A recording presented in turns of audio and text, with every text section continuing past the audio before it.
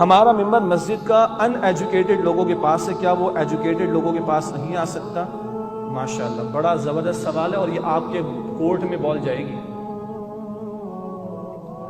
جن لوگوں نے 10 سال قرآن پڑھا ہو، can they be in educated?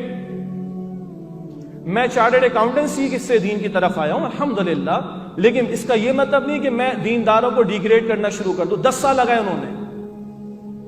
آپ کے ہمارے ایجوکیشن سسٹم میں 13 قسم کے نظام چلتے ہیں، ڈسکریمنیشن چلتی ہے، لوٹ کھسوٹ کرنے والے بھی ہمارے دنیاوی تعلیمی نظام سے نکل کر آنے والے لوگ۔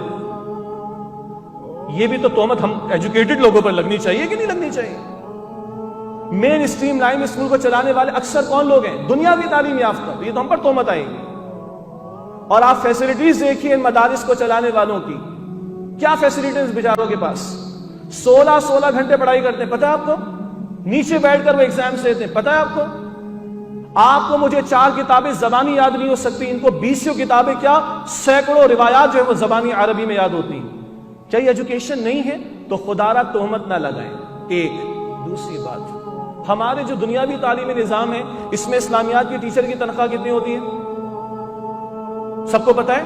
سب سے پتلی کتاب اسلامیات کی، سب سے کم کلاسز اسلامیات کے لیے، سب سے لو پیڈ ٹیچر اسلامیات کا۔ تو دنیا داروں نے دین کو کوئی پرائرٹی دی ہی نہیں، تو پرائرٹی ہے کدھر دین کی؟ بچہ قرآن پڑھتا ہے 500 روپے مانگتا ہے، اگر مولوی تم پریشان ہوتے 500 روپے مانگ رہے ہو، اور اکنامکس کے پڑھانے والے گریڈ OA لیولز والے ٹیچر کو ہم 10,000 روپے دینے کو تیار ہوتے ہیں۔ ہماری نگاہوں میں دین کی پرائرٹی نہیں، یہ تو ہمارا مسئلہ، ان کا تھوڑا ہی۔ اور آخری جواب، میری بات ذرا سخت ہوگی، معاف کیجیے گا، آپ سنبھالے ممبر کو آ کے،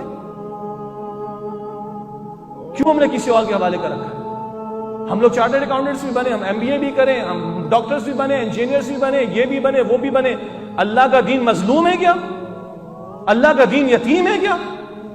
اللہ کے دین کی کوئی ویلیو نہیں، قرآن کی کوئی اہمیت نہیں، رسول اللہ کی تعلیم کی کوئی ویلیو ہماری نگاہوں میں نہیں؟ باقی ساری فیلڈز میں ہم لوگ آگے ایکسل کریں گے، سیچوریشن بھی لے کر آئیں گے، سیٹس ہمارے پاس نہیں ہوتی، سیلف فائنانس اسکیم پر ہم جو ہے وہ جا کے ایڈمیشن بھی لے لیتے ہیں، باقی ساری فیلڈز ہم سنبھالیں۔ اللہ کا دین محروم ہے، اللہ کا دین یتیم ہے، اللہ کا دین مظلوم ہے، جس کے لیے کسی کے پاس ٹائم نہیں۔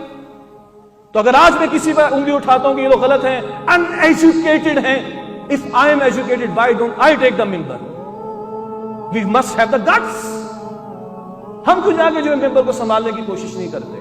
اچھا، اب جو میں نے غصے کا اظہار کیا نا، ناراض نہ ہوئیے گا، رسول اللہ کی خطابت میں بھی جوش ملے گا آپ کو۔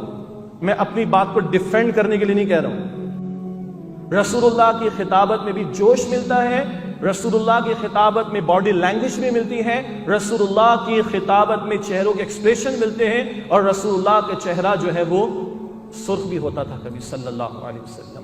not to defend them but to encourage you, we should become۔ میں الحمدللہ پچھلے 16 بلکہ 18 سال سے جمعے کی امامت کر رہا ہوں الحمدللہ۔ جب میں فرگیوسن میں تھا، پاکستان کی لیڈنگ فرم میں چارٹرڈ اکاؤنٹنسی کی، اس دوران بھی جمعے کی امامت مل گئی تھی الحمدللہ۔